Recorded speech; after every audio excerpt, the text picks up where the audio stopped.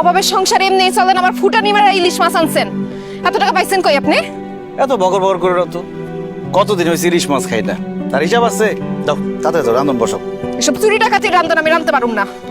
আপনার মন চাইলে নিজেরটা নিজে রান্ধা খান। কি কব ওইডি, তোমার মাথা ঠিক আছে? আমার মাথা ঠিকই আছে, আমি নিজের কানে শুনছি, নিজের চোখে দেখছি। আপনারা কি মনে করছেন আপনারা বাপ পুতে মিলে কই গেছেন আমি জানি না? আর জানি গলা কাটছেন আল্লাহ মাহবুদ জানে। ও সারা জীবন খালি ভুলি বুঝে গেল। বাপ পোলায় রাত্রেবেলায় গেছিলাম অন্য কামে, আর এই বাজার সদাইগুলো এসে নিয়ার কলিরও ছিলাই। মিয়ার বেটা আইছিল, তার পুলার বিয়া, নিয়ার কলিরে হায়ার করতে আইছে, 5,000 টাকা কন্টাক্ট হয়েছে।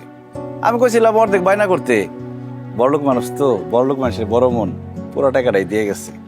ওই টাকা দিয়েই বাজার করলাম, নিয়ার কলি খাওয়ান কিনলাম। আমি যাও তাদের ইলিশ মাছ রান্ধো, কতদিন খাই না। আমি পুকুর থেকে ডুব মেরে আহি। আচ্ছা